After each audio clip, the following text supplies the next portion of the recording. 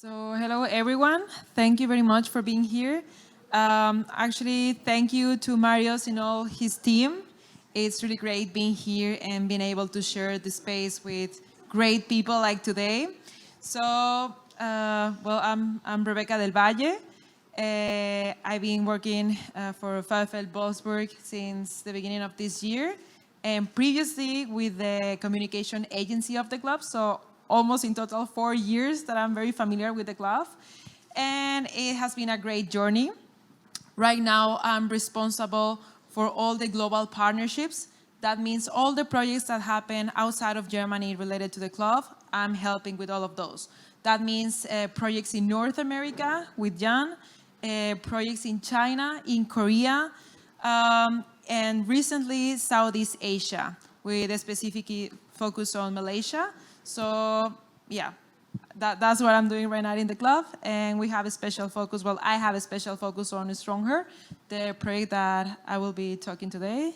And just very briefly to wrap that up, I'm Jan. I'm responsible for the overall North American market development, you could say, for the club, for VfL Wolfsburg, which means that everything that happens for us in Canada, in the USA, and in Mexico is basically my responsibility. So when it comes to strategic partnerships, when it comes to media partnerships over there, or social projects that we're building, that is upon our responsibility. Yeah, so we are very happy to represent here today VfL Wolfsburg. It's a German team of the first division, and we are not very famous or one of the biggest football clubs in the world, but we are very international club. We are 100% subsidiary of Volkswagen, and therefore, due to that relationship with them, we are very international, and thanks to that, we are able to have a lot of projects all around the world.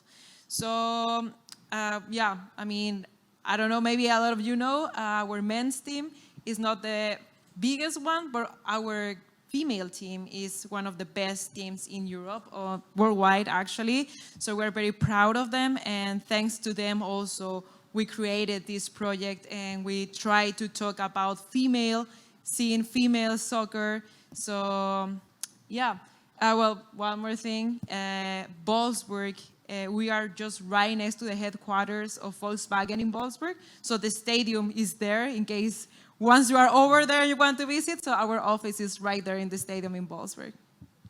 Yeah, and as Rebeca said, I think probably most of you have at least heard about the club and know that we are pretty decent on the women's side. Nevertheless, I think it's interesting and to share a little bit more, and obviously that's the reason why we're here today, what actually happened on the women's side and how our club, which is indeed, I would say, we can fairly probably say that we are a top 3 to 5 team in the world in the recent 20 years, and why that is the case. And really appreciate the invitation, Marius, and giving us the platform here. And when I asked Marius, hey, what exactly would you want from us? Like, how can we contribute in the best way?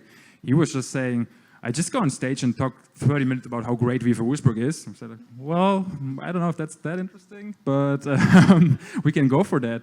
But actually, we rather would want to talk about the responsibility that we feel that comes along with that, with being successful, with being on the forefront of the development of women's soccer, and what happens with that, and how we can use this kind of reputation that we have to do good and to proceed in advancing the game for girls all over the world. And that's what it's the story that we want to share today. Nevertheless, the club itself, indeed, for those who not know that, is, I think we are, by now, I know, we are by far the most successful team, not by far, but we're the most successful team in Germany when it comes to titles, cups, league championships. We won the Champions League a couple of times. And this all happened within the last, you could say, 15 years. And I think when it comes to VfL Wolfsburg, which is really interesting, and it is also interesting to see that in comparison to the men's team, that on the women's side, we have a lot of continuity. And I think that is a very important part and something that is not granted right now in a lot of spaces, also when it comes to the development of women's football. But in our case, it was always about continuity and just continuing the way that we started a couple of years ago. And we actually established our women's team back in 2003, so 20 years ago.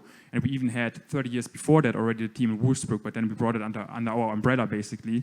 And we managed over the time to really invest continuously and organically to try to build up this space, because we were believing it from the beginning, even though it was even much harder 15 years ago to invest into that space than it is right now. And for example, we heard before in a discussion earlier that right now it is amazing that, for example, Kansas City Current is building their own and the first women's-specific stadium in the US.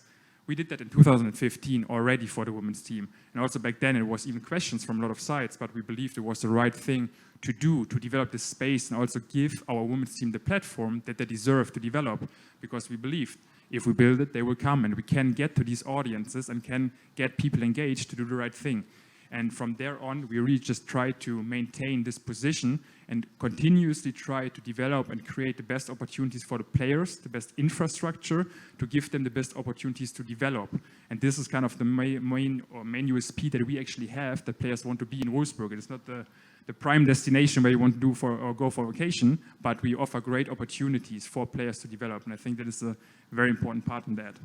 But nevertheless, aside from all the sportive success and the developments that we have in that space, we always, like I mentioned before, felt like there's a lot of responsibility. There are a lot of people looking up to us, but also looking very closely what we are doing and if we're doing the right things.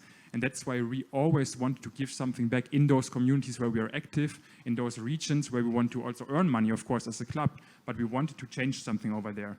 And that's why we established the StrongHER program, which Rebeca will refer to. Yeah, well, StrongHER program already has been existing in Chattanooga for 1 year.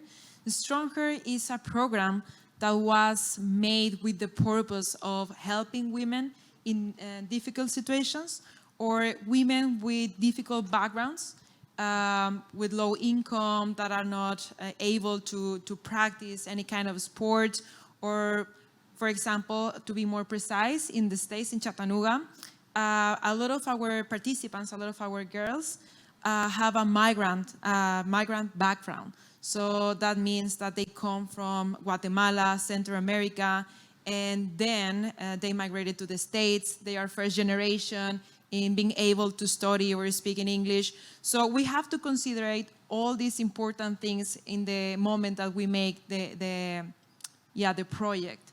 So for me, actually, it's very nice, or I find a very special connection with this program. Being a foreigner or a migrant in Germany, I come from Mexico, and working in football, in sports, that's really cool. But working in a project that is for women, and also women are participating in doing it, that's for me like really meaningful. So in Chattanooga, it's been already 1 year.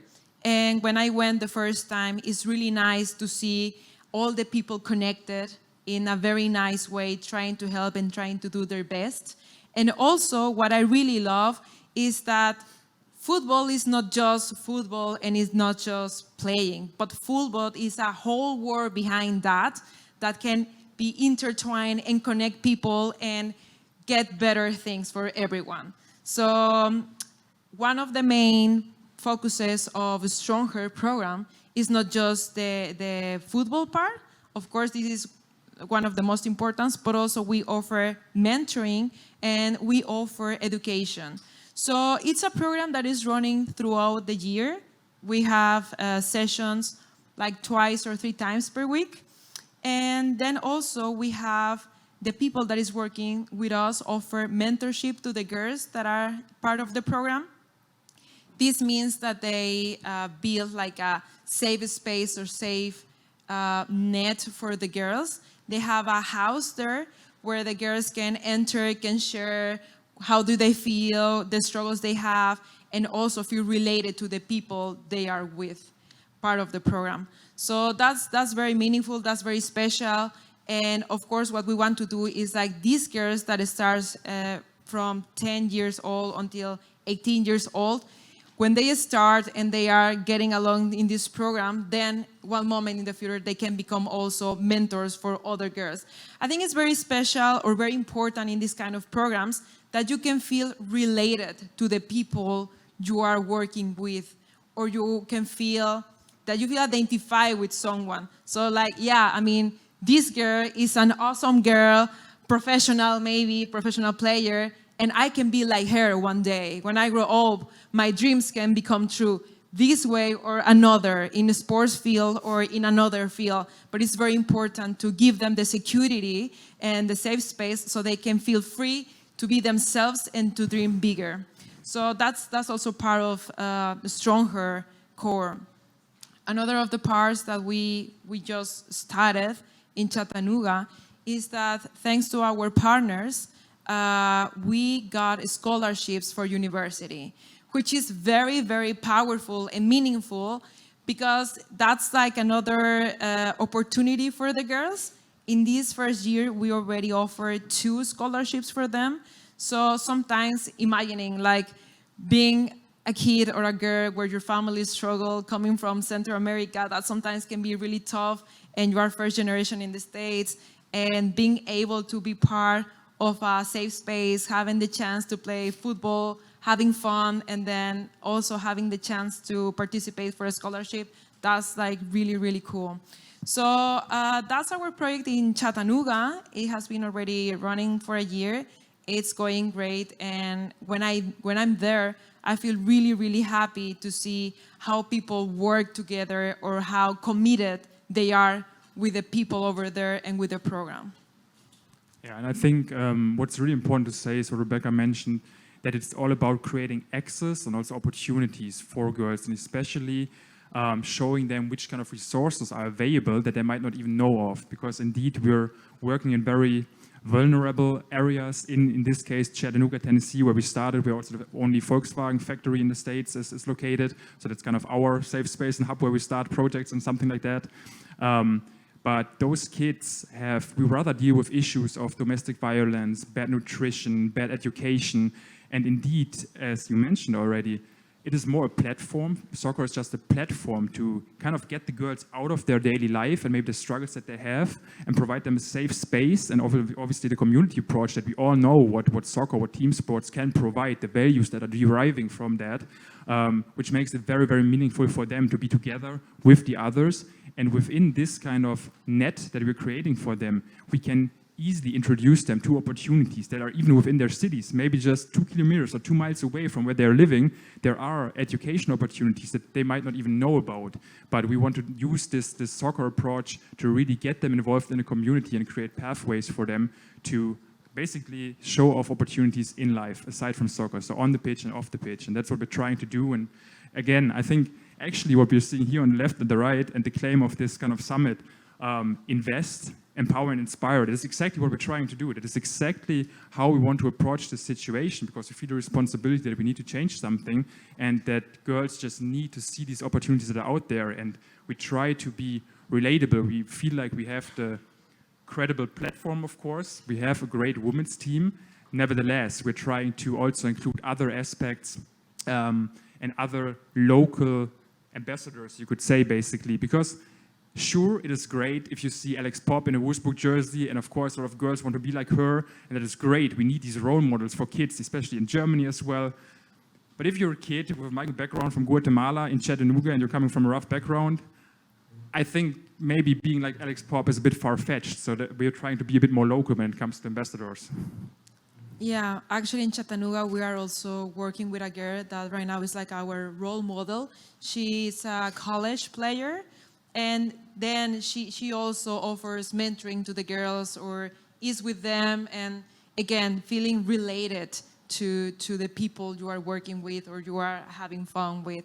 So shall I go with Puebla? I can quickly follow up on that, because indeed that's the learning that we had and also learned during the build-up of this project. It was already like 3 years ago. Of course, we can have great ideas in Germany and we're in there for the right reasons. But for the young girls in Chattanooga, if this tall 2-meter guy from Europe is telling them something, might not be that relatable.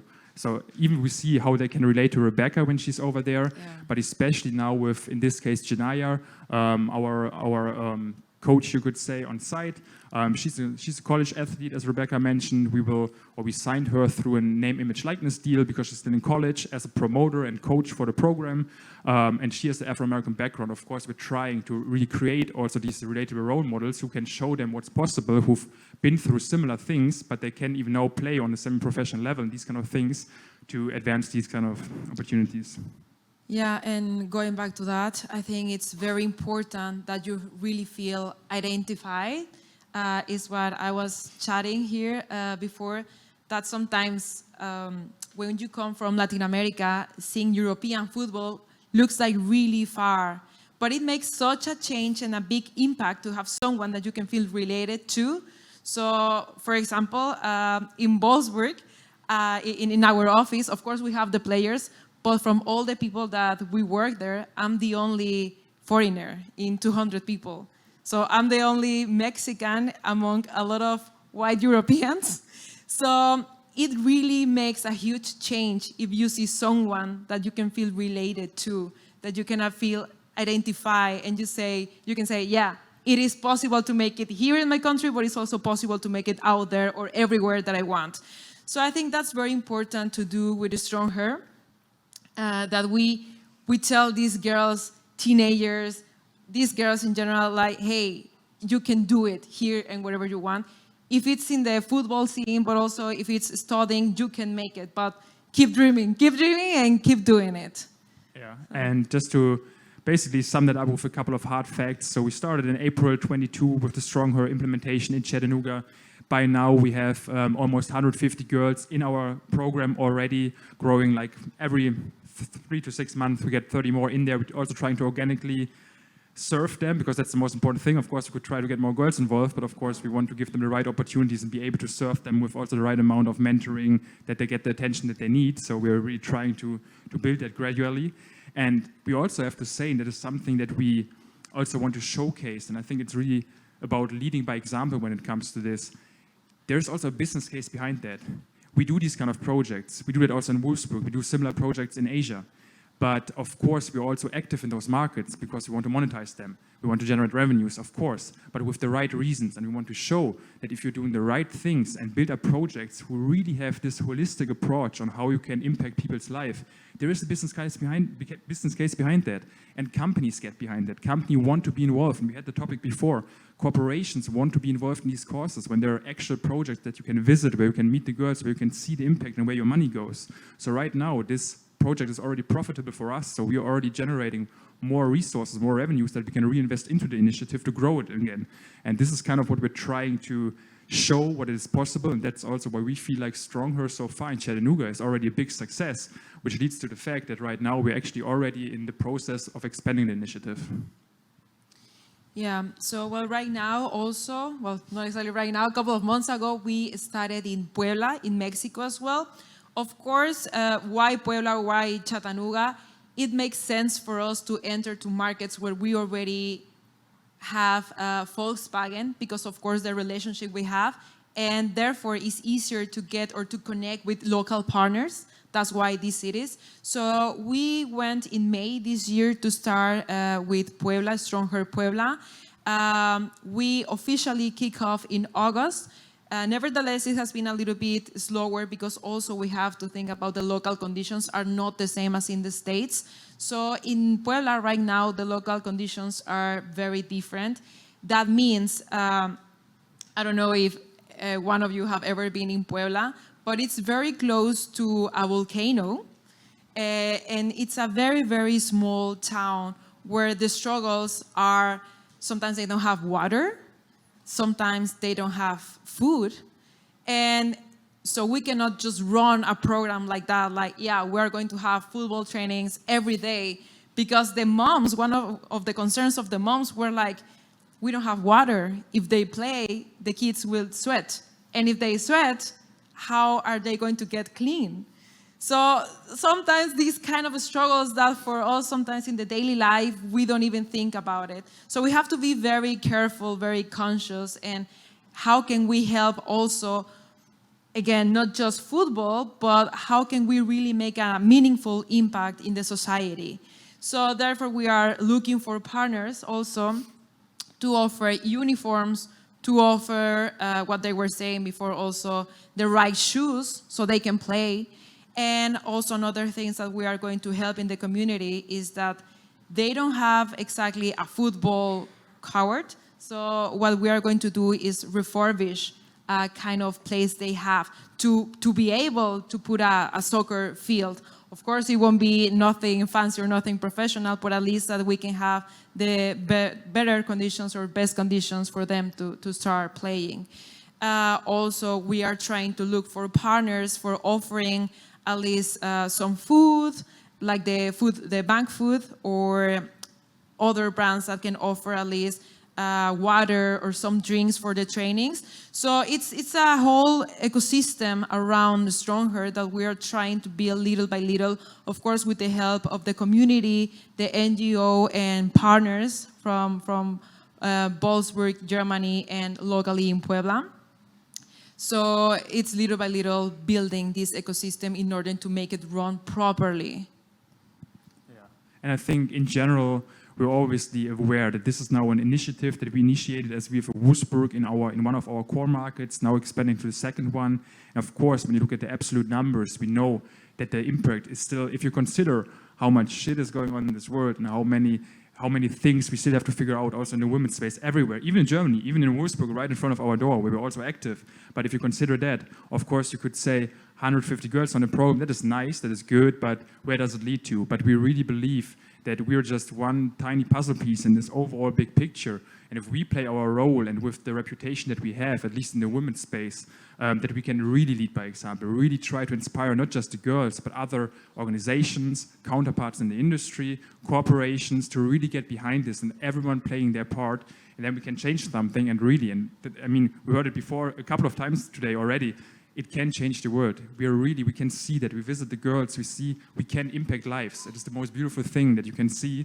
That's why we think that we embarked on a mission that is worth it, and where we can have a lot of impact. And that's why we're trying to continue to build. Yeah, and therefore also it's very important to be careful where are we going to build the StrongHER. Because of course it can be a marketing product, but it's meaningful. So we cannot just do it everywhere. For example, in my personal opinion, or also something that we have discussed, probably doesn't make sense to do it in Germany because they don't have the same struggles that it can be in Mexico, Brazil. So that's very important for us to keep the core of StrongHER, to be really sensible with the communities that we are working with. And yeah, I mean, also, yeah, being careful in the way we build it to protect the communities, because they can be very sensible. Exactly. So all in all, I mean, we hope that we at least could give like a brief idea or insights that also as one of the pro teams on the women's side, as VfL Wolfsburg, we're really trying to rather use this position that we brought ourselves in to, again, inspire, empower, see what we can do, and really try to have an impact with the gift in a way that we have being in this position, but also the responsibility that comes with it. And hopefully, Ed is already showing. I was already ending already, but thanks for thanks for showing the the fingers. No, but we wanted to end anyway with obviously again like a brief Q&A section. So if anyone has any ideas, also afterwards, we're also very open to feedback and also criticism, because again we learned that a lot during especially the build-up of the program. You don't know the local conditions. You have to be on site. And we spoke about it earlier. From Germany, it's hard to manage. We try to be as present as possible on site. We hire people there, but you always learn. You always don't consider some things that you just had not in your mind. But for a girl with an Afro-American background, maybe, this is a big issue that they're dealing with when they're 11, and we just cannot relate. So if anyone has ideas, criticism, wants to learn more, that always helps us a bunch. And we are really grateful for that kind of feedback.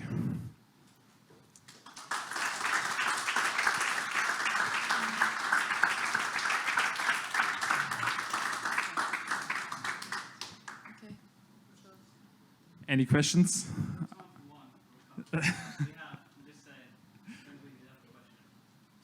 Okay.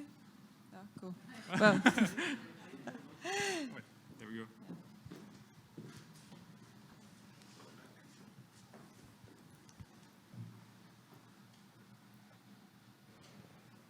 There we go. So congratulations on what you're doing. I think it's absolutely fantastic. Thank you. The question is, so how do you activate those that funding? I saw you had a check there for one of the teams at $35,000. Do you push that through by empowering local girls teams? How do you structure the support? Yeah, Ed, this is not going to stay with 5 minutes. Sorry about that. want to go ahead or shall I? Okay, so in the end, we have different funding opportunities that we're trying to achieve. We were just able to build this program because we designed it in a way that we were eligible to receive funding from the Volkswagen Foundation, from the Workers' Foundation, who, for certain purposes, fund local projects at the manufacturing sites, which was also one reason why we started in Chattanooga, aside from the other things that we mentioned. And with this funding, we built initial structures, salaries for our staff that we hired, equipment, pitch and whatsoever. And we rather go with our people on site. We're not doing that ourselves because we just don't know the area well enough, but with our colleagues on site, with Chattanooga FC Foundation that we're working with, they go right into the schools. They know best where the girls are, the ones that we really want to target with this, who really need it. So they go to those communities, those high schools, and really promote the project there. Everyone can sign up. So everyone in those areas can sign up and they can join. It's not that we are signing specific teams or so. Most of those girls have no relation to soccer before. They don't even know that it's possible because especially in the States, we have this pay-to-play. There are just no opportunities to play. Usually, it's a bit too frank, but if you're not part of the white aspirational middle class, you basically don't have access to soccer. It's too expensive. You don't have the space and it's too expensive, no chance. So we're trying to really promote this project that, again, they even know what kind of opportunities are out there, and that's how we kind of structure the funding. And please ask again if we should get into more detail or if that covers your question a little bit. But just to summarize, yeah, through the Volkswagen Foundation and also the foundation, well, the Volkswagen Puebla, for example, in this case, plus local partners. So that's how we build this ecosystem. Yeah, trying to acquire additional sponsorships, obviously, through local corporations, trying to get involved financially, or, as Rebeca mentioned, especially in these kind of areas, sometimes even water donations, clothes can already help to get involved. Fantastic. Yeah, we can continue the conversation afterwards, but I think it's fantastic, so congratulations. Thank you so much. Appreciate it. Thank you.